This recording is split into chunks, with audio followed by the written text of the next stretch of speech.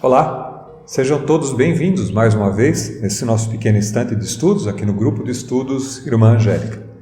Estamos estudando o Livro dos Espíritos, estamos no livro 2, Mundo Espírita ou dos Espíritos, capítulo 7, da volta do Espírito à vida corporal, e o tema de hoje fala sobre idiotismo e loucura.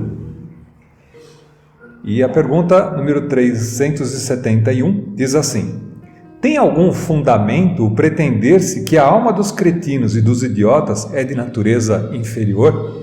Então, para a gente entender melhor aqui, cretinos e idiotas não está falando no sentido pejorativo que a gente usa hoje em dia, mas sim na diminuição da capacidade mental. Um cretino ou idiota, mais utilizado hoje de maneira negativa, representava mais do que tudo uma limitação na capacidade de pensamento.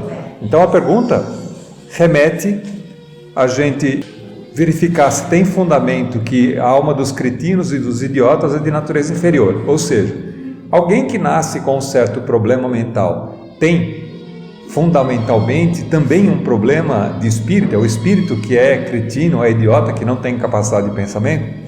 E a resposta? Nenhum. Eles trazem almas humanas, não raro mais inteligentes do que supondes, mas que sofrem da insuficiência dos meios de que dispõem para se comunicar, da mesma forma que o mudo sofre da impossibilidade de falar. Então, a gente comentou sobre alguns aspectos nas vezes passadas, quando a gente falava que a maneira através do qual o espírito se manifesta uma vez encarnado é através dos meios físicos de que dispõe. Então, a gente está limitado na visão pela possibilidade dos olhos físicos enxergarem e pela audição dos ouvidos enxergarem.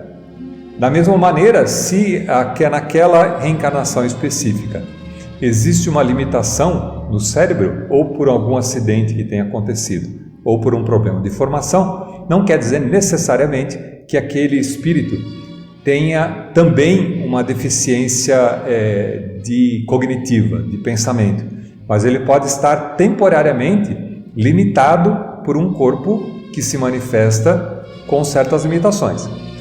A gente também disse aqui, para a gente conseguir localizar bem, que o corpo físico é sempre formatado, é sempre elaborado, sempre esculpido nas necessidades da encarnação do espírito. Então pode ser, e a gente vai ver isso um pouco mais na sequência, que um espírito, embora tenha uma certa possibilidade maior, tenha nessa existência, por conta das experiências pelas quais precisa passar, vir com uma certa limitação na sua formatação. Pode vir com o cérebro de maneira que não permite que ele se manifeste com toda a inteligência de que dispõe, mas que venha de uma certa maneira limitado. Daí esses cenários, como dito aqui nessa pergunta. A pergunta número 372 diz assim: que objetivo visa a providência criando seres desgraçados como os cretinos e idiotas? De novo aqui, a gente não pode levar isso no contexto geral, desgraçado é aquele que não dispõe de uma certa graça, e não desgraçado alguém no modo pejorativo de se comentar. Seres desgraçados, cretinos ou idiotas significa aquele que vem limitado das suas possibilidades e que se manifesta sem capacidade de se manifestar plenamente na vida material. E a resposta? Os que habitam corpos de idiotas são espíritos sujeitos a uma punição. Sofrem por efeito do constrangimento que experimentam e da impossibilidade em que estão de se manifestarem mediante órgãos não desenvolvidos ou desmantelados. Quer dizer o seguinte: como a gente já disse, embora o corpo seja formado, seja construído para o espírito e pelo espírito, na medida das suas necessidades dessa existência, e por conta disso mesmo, pode ser que um espírito, embora já possuindo um certo grau de conhecimento, de adiantamento, tenha na sua necessidade de encarnar num meio onde ele não possa se manifestar plenamente. Ele venha limitado das suas manifestações, para que através dessa limitação ele seja constrangido a passar por experiências das quais ele não teria se ele tivesse atividade plena. Por exemplo, alguém que usou mal o conhecimento que tinha sobre a ciência, por exemplo, o desenvolvimento de algum conceito especial, de alguma característica que ele tenha estudado muito, e tenha sido muito arrogante e tenha destratado as outras pessoas por considerar que as pessoas fossem menores do que ele, porque ele sabia muito mais do que elas.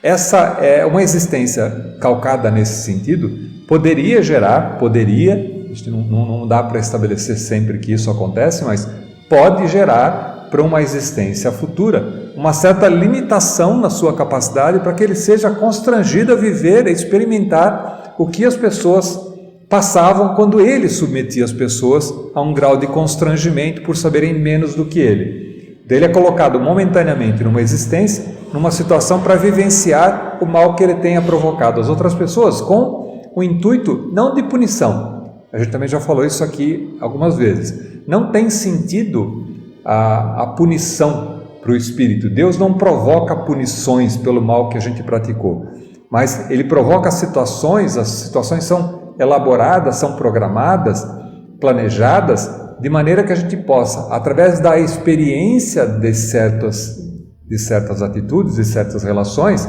se colocar no lugar do outro e adquirir esse conhecimento de como é estar do outro lado, daquele que sofreu o constrangimento, de maneira que ele possa, numa existência futura, próxima, dar mais valor para essa situação e poder ir recobrando todas as suas capacidades, já que a limitação é uma limitação só nessa existência, porque é uma limitação corpórea, né? É dessa existência física, ele possa, em recobrando as suas capacidades plenas, ter mais clara a experiência e poder tratar melhor as outras pessoas que talvez não tenham o mesmo nível de conhecimento que ele tenha então adquirido.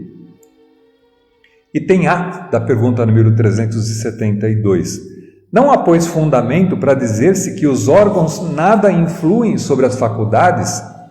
Quer dizer, existe alguma fundamentação dizer que os órgãos então limitam as faculdades que o espírito tem da manifestação na vida presente, né? E a resposta: nunca dissemos que os órgãos não têm influência. Tem-na muito grande sobre a manifestação das faculdades, mas não são eles a origem delas. Aqui está a diferença. Um músico excelente com um instrumento defeituoso não dará a ouvir boa música, o que não fará que deixe de ser um bom músico. A causa primeira da manifestação física é a necessidade do espírito. Então, se o espírito é mais desenvolvido, mais conhecedor, já alcançou um certo grau de evolução espiritual, é natural que numa existência seguinte ele venha portador de certas características, de certas virtudes. E aí o corpo físico é moldado de maneira que ele possa se manifestar. Mas por esse mesmo princípio, se a necessidade dele é de vir constrangido em determinada faculdade, para que através desse constrangimento ele aprenda a dar valor para as outras pessoas que não alcançaram aquele estágio, é natural que isso possa acontecer então como um efeito de planejamento e mais como um efeito instrutivo, mais com o efeito de permitir ao espírito a vivência para que através dessa vivência ele ganhe sabedoria para depois deslanchar numa próxima. Então, numa existência ele pode vir com uma certa limitação, mas o objetivo sempre é de permitir, através de uma volta atrás, um passo atrás, permitir tomar um impulso para alcançar um grau de evolução maior.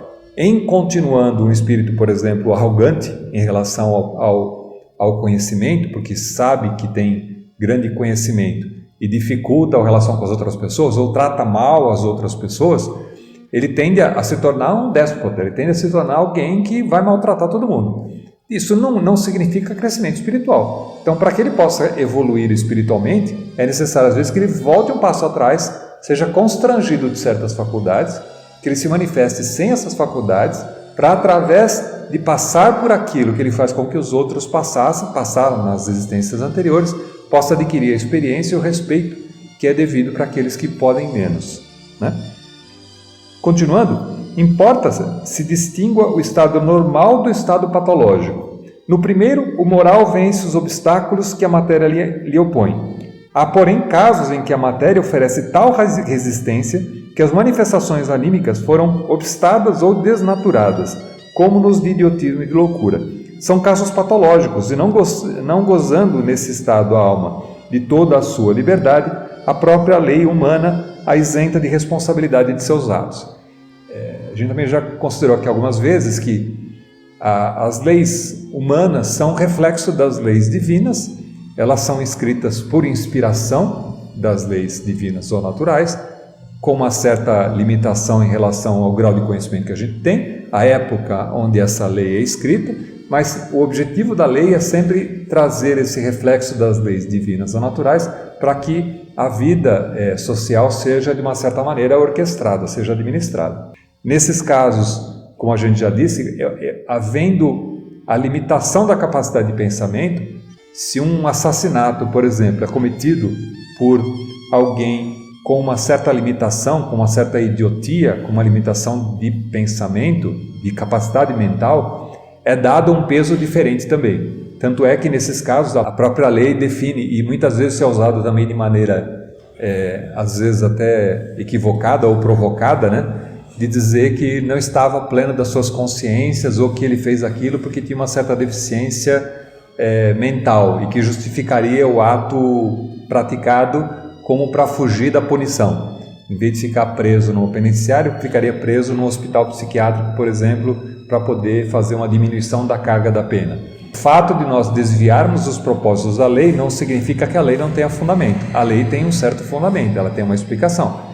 O mau uso dessa lei, desse conhecimento, é que faz o erro, não é a lei, né?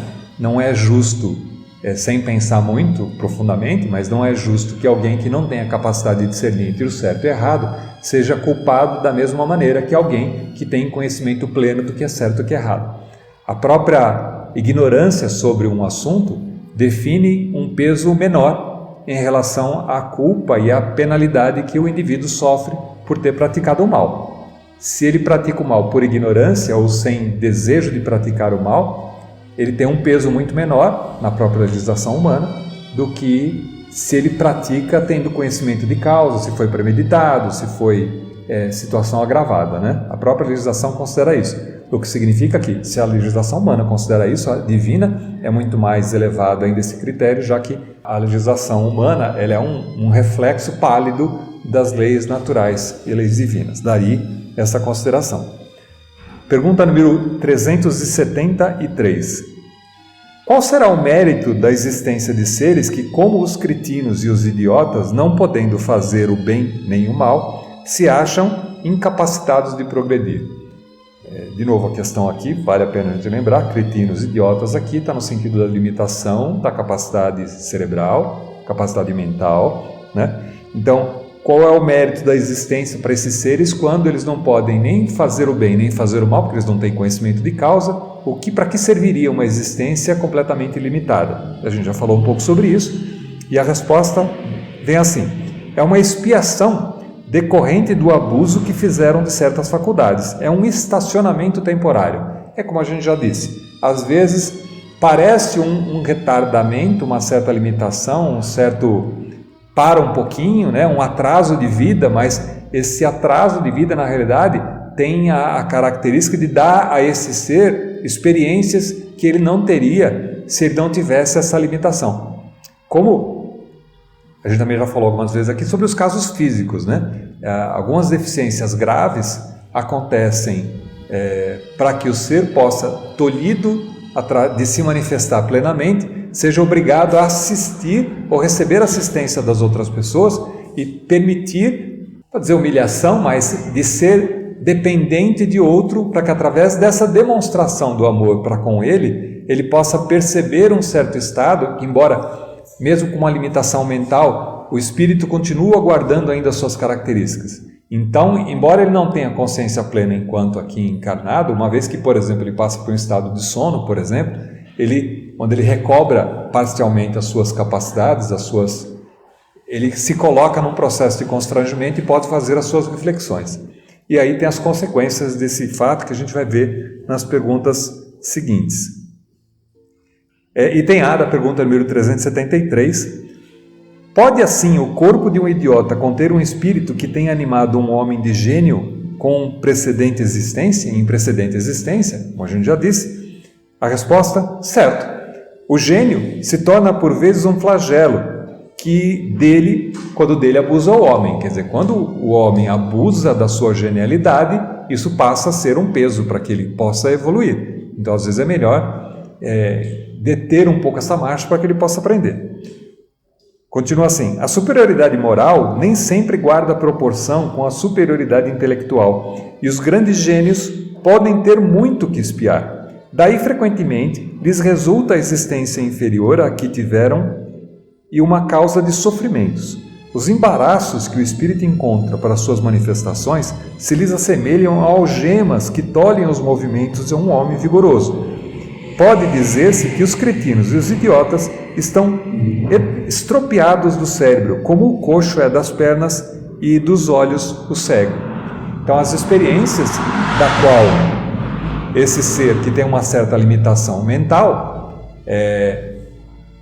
são experiências que são providas da limitação corporal, das suas funções, das suas faculdades, que lhes constrangem e faz com que ele age. Da mesma maneira que alguém que não tem a visão, por exemplo, pode ter abusado desse aspecto da visão numa vida anterior e por causa disso ter vindo para essa existência com uma certa limitação, para experimentar mais sensações do que a visão, do que ser constrangido pela visão, né?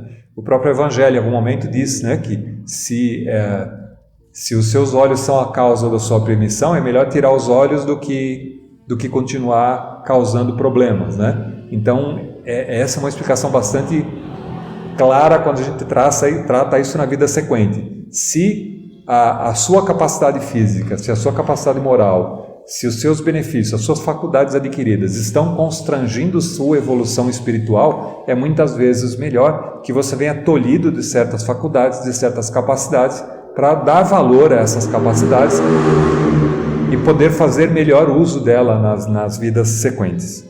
Pergunta número 374. Na condição de espírito livre, tem o idiota consciência de seu estado mental? E a resposta frequentemente tem. Compreende que as cadeias que lhe obstam ao voo são de prova e expiação. É como a gente disse, fala assim, o espírito continua ainda com todo o seu conhecimento, toda a sua bagagem. A gente vem limitado para uma existência, não lembrando de vidas passadas, mas com certos indícios de quais são as nossas virtudes, aquilo que a gente já aprendeu, o que a gente faz bem, o que a gente não faz muito bem, onde a gente tem dificuldade. Mas uma vez liberto do corpo, por exemplo, num estado de sono, por exemplo, pode o espírito aí recobrar um pouco da sua capacidade e aí se perceber ou sentir a experiência pela qual ele está passando. Tudo vai depender do estágio em que esse ser está, para que ele possa, porque senão também não teria sentido, né? Imagina que o que é necessário é justamente um estado limitado, restrito, mas que o espírito não tem consciência da restrição que ele está sofrendo. Então não teria aprendizado nenhum, ele só viria limitado. E quando desencarnasse, ele esqueceria tudo pelo qual ele passou. Só tem sentido essa provação acontecer e extrair dela algum conhecimento, se ele tiver consciência pelo qual ele está passando, e até pelo motivo pelo qual ele está passando. Mesmo que a gente não tenha consciência em vida plena, né? Em vida assim, acordado, você consiga perceber aquilo que está acontecendo. Pergunta número 375. Qual na loucura a situação do espírito? É a resposta? O espírito, quando em liberdade, recebe diretamente suas impressões e diretamente exerce a sua ação sobre a matéria. Encarnado, porém, ele se encontra em condições muito diversas e na contingência de só o fazer com auxílio de órgãos especiais. Altere-se uma parte ou um conjunto de tais órgãos e eis que lhe interrompem no que destes dependam a ação ou as suas impressões. Se perde os olhos, fica cego. Se o ouvido, torna-se surdo. Imagina agora que seja o órgão que preside as manifestações da inteligência atacado ou modificado, parcial ou inteiramente. É fácil de se compreender que só tendo o espírito a seu serviço órgãos incompletos ou alterados, uma perturbação resultará de que ele, por si mesmo, no seu foro íntimo, tenha perfeita consciência, mas cujo curso não lhe está nas mãos deter.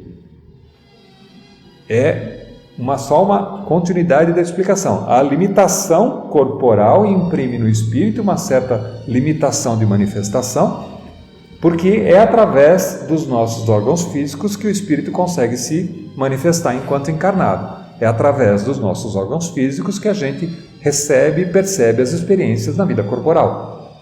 Nós não temos atividade plena como espírito, não temos todas as capacidades como espírito enquanto estamos encarnados. Daí que essa limitação, o esquecimento do passado ou não consciência plena das nossas capacidades traz para a gente experiências que fazem com que a gente enfrente certas dificuldades, certos problemas. E nesse propósito, a gente percebe espíritos que, por exemplo, vêm tolhido de uma certa capacidade, de uma certa percepção, por exemplo, da visão, e que adquirem, através do treinamento, através do empenho, uma tamanha capacidade de perceber as coisas à sua volta com outros sentidos, de alargar o horizonte de outros sentidos, como o olfato, como a audição, que meio que quase enxergam através desses outros sentidos. Isso são características que são desenvolvidas pelo próprio espírito e que levam para a espiritualidade. E como mediunidade, a gente sabe que, por exemplo, o perispírito não depende dos órgãos físicos para a sua percepção. Então, se aquele ser que veio restrito, veio limitado a uma determinada existência, desenvolve capacidades, essas capacidades são capacidades do espírito e não da matéria, ele pode compensar de uma certa maneira, desde que ele tenha o empenho e a dedicação nesse sentido, aquelas limitações pelas quais ele passa. Então, você enxerga pessoas que têm certas limitações físicas, sejam elas quais sejam, que lidam muito bem com o assunto e que são pessoas muito bem resolvidas, vamos dizer assim, são pessoas felizes, que vivem alegremente, se dão bem com as outras pessoas, conseguem ter uma vida dentro das suas restrições boa, agradável, ajudam as pessoas à sua volta, conseguem ter um papel na sociedade.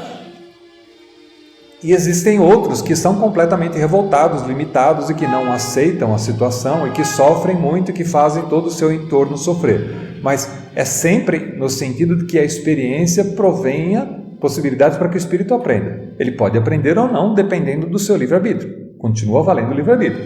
Da maneira com que ele se dedica para poder resolver o problema, ele vai evoluir mais ou menos rápido. Não significa necessariamente que, vindo tolhido das suas capacidades uma existência, necessariamente ele sairá mais evoluído dessa existência. Tudo vai depender da maneira como ele se porta. O que a gente dá para considerar aqui, se ele não conseguir resolver essa situação, provavelmente a situação dele se agrave e ele tenha que voltar para uma nova existência, mais limitado ainda, ou numa situação de um cenário diferente, para que ele possa, através de outros conjuntos, outros cenários, outros arranjos, viver as experiências que são necessárias para destravar o seu processo de evolução, para que ele possa continuar crescendo.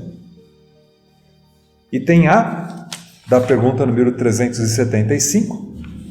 Então, o desorganizado é sempre o corpo e não o espírito? Ou seja, o limitado, aquele que impede, aquele que limita a ação do espírito, é sempre o corpo e não o espírito. E a resposta, exatamente. Mas convém não deter de vista que, assim como o espírito atua sobre a matéria, também esta reage sobre ele, dentro de certos limites, e que pode acontecer impressionar-se o espírito temporariamente com a alteração dos órgãos pelos quais se manifesta e recebe as impressões. Pode mesmo suceder que, com a continuação durante longo tempo a loucura, a repetição dos mesmos atos acabe por exercer sobre o espírito uma influência de que ele não se libertará, senão depois de haver libertado de toda a sua impressão material. Aqui diz o seguinte: da mesma maneira que a gente passa por uma certa perturbação e não adquire plenamente as nossas capacidades plenas do espírito, assim que a gente desencarna, a gente passa por um processo de acomodação, de tomada de consciência, de se localizar das limitações que você tinha enquanto encarnado, e para você poder resgatar tudo aquilo que você já sabia como espírito. Aquele que viveu durante um longo tempo um processo com uma limitação material, embora desencarnado já e não tendo a matéria na sua limitação, carrega junto de si um perispírito que manifesta certas capacidades limitadas. Então, da mesma maneira, é preciso que aquele espírito, ao desencarnar, seja dado para ele um tempo e receba um tratamento adequado na espiritualidade para que ele vá gradativamente recobrando as suas possibilidades.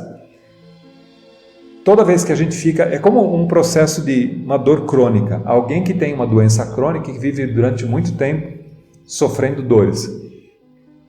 E que existem muitos relatos de mensagens que são passadas por amigos desencarnados que continuam a sofrer as mesmas dores depois de desencarnados. Né? Olha, o que é o motivo da dor depois de desencarnado se o que era efeito da dor era a matéria? Se era a matéria que tinha uma doença crônica e causava dor. O que faz com que o espírito desencarnado continue a sofrer as mesmas dores é aquela impressão continuada que está na mente desse espírito e que continua a como que perceber a continuidade daquela dor. É preciso que ele se desvencilhe dessa situação e que aquela memória seja, de uma certa maneira, amainada, que ele vá perdendo aquela influência que a matéria existia, para que então ele possa se recobrar e perceber que, já não existindo o corpo físico, não existe motivo para que a dor continue. Mas é um tratamento, é como se o espírito precisasse de um tratamento psicológico na espiritualidade após o reencarne, o desencarne. Porque ele precisa recobrar as suas capacidades na espiritualidade. Por isso que existe um tempo. A gente não desencarna assim, simplesmente acabou de morrer, já está com consciência plena, sabendo tudo que você... puxa vida, que bom, não foi bom, devia ter feito assim. É preciso um tempo de acomodação, é preciso um tempo. Da mesma maneira que a gente também já viu isso em algumas questões anteriores. Existe um processo de perturbação no desencarne.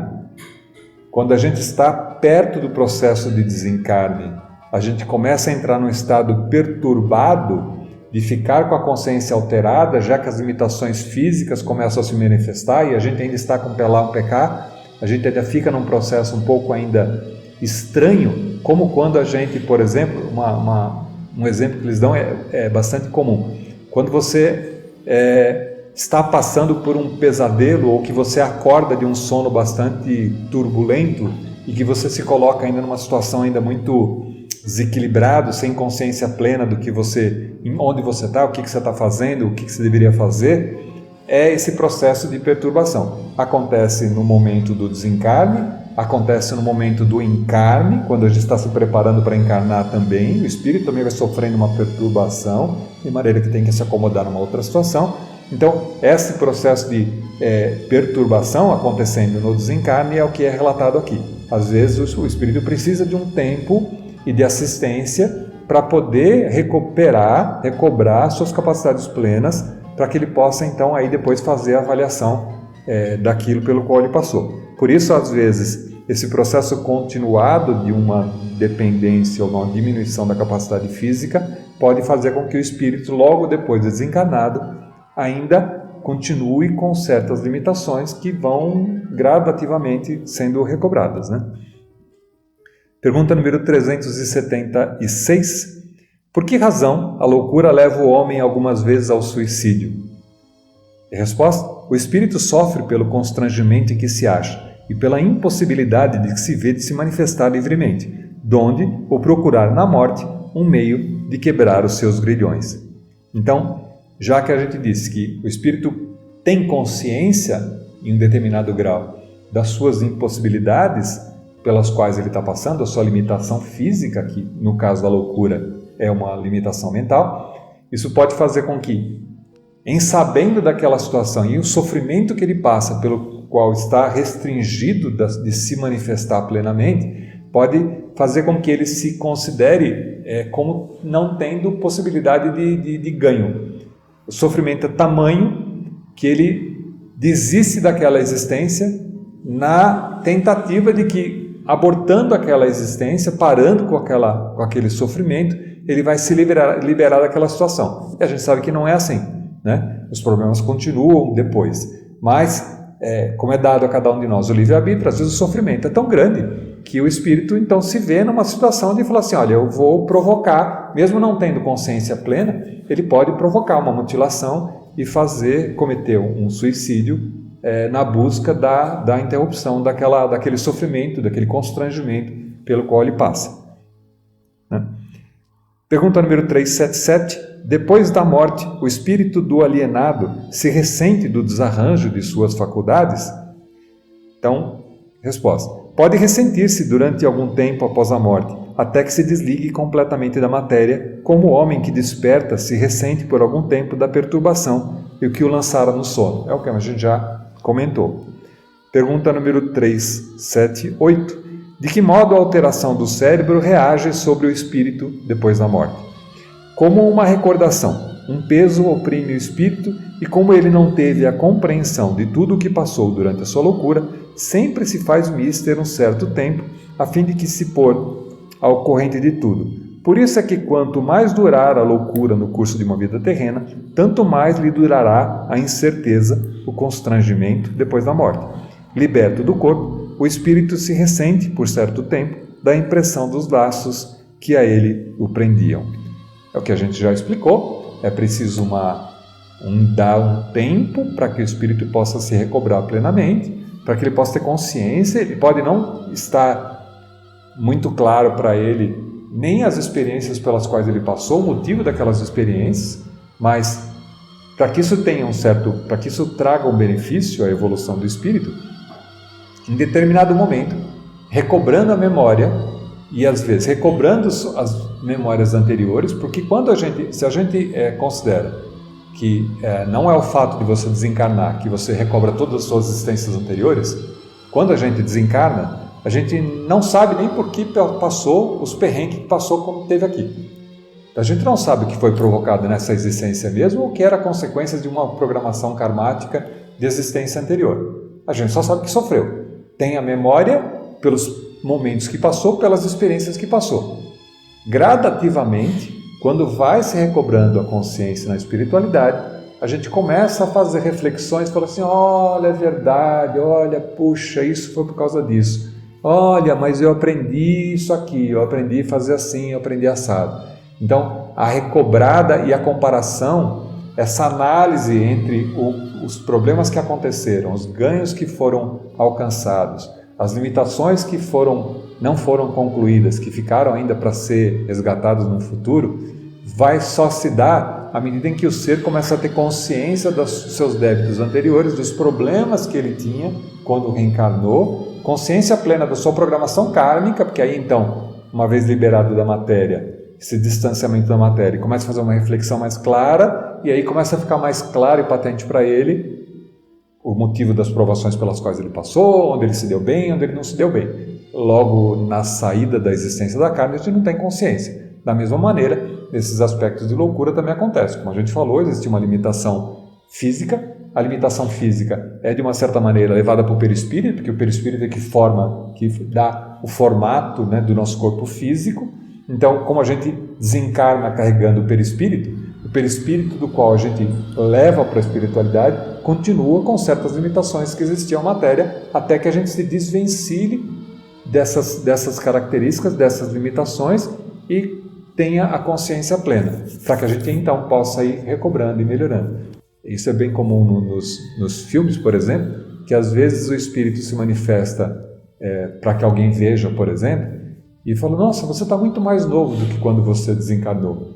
Assim é lógico, porque o espírito, ganhando a consciência das suas possibilidades, ele se manifesta da maneira que ele quer se manifestar, né? A ideoplastia é que forma a presença do espírito. Alguns espíritos desencarnados se manifestam até de maneira diferente da qual eles existiam na Terra. Tem um caso bastante engraçado, mas típico nesse sentido, que é aquele filme Além da Vida, do Robin Williams, que ele conversa o tempo todo com um camarada que aparece lá e ele não se dá conta que aquele camarada que conversa com ele o tempo todo era alguém que ele conhecia numa existência passada. Porque esse espírito que está ali como auxiliar, como ajudando, como instrutor, não está se manifestando da maneira como ele conhecia. Por quê? Porque, tendo a capacidade mais plena da ideoplastia, ele pode se mostrar da maneira como ele quer. Como a gente já falou aqui algumas vezes também, alguns espíritos se manifestam como pretos velhos, como mãe preta, como caboclo, e não necessariamente tiveram essa manifestação nas existências anteriores. Às vezes é a maneira com a qual ou ele gosta de se apresentar, ou é requerido pelo aquele em que ele vai tratar. Às vezes a pessoa, por um apego prefere ser atendido por um preto velho. Então, às vezes, aquele amigo da espiritualidade se manifesta como um preto velho, para que seja mais fácil o entendimento e a aceitação, para que mude a característica, por exemplo, do médium, para que fique claro que não é o médium que está se manifestando ali naquele momento. Então esse é o espírito. Então, se é o espírito, eu vou prestar mais atenção e vou dar um grau de credibilidade maior do que se simplesmente o médium se manifestasse falando com a sua própria voz, com as suas próprias palavras. É muito mais difícil de a gente crer, principalmente para aqueles que têm pouco conhecimento dessa relação com a espiritualidade. Bom, a gente com isso encerra, a gente continua na semana que vem com mais um item desse capítulo, Livro dos Espíritos, livro 2, Mundo Espírita dos Espíritos, capítulo 7, da volta do Espírito à vida corporal. Semana que vem, na próxima sessão, a gente fala sobre a infância. Até lá!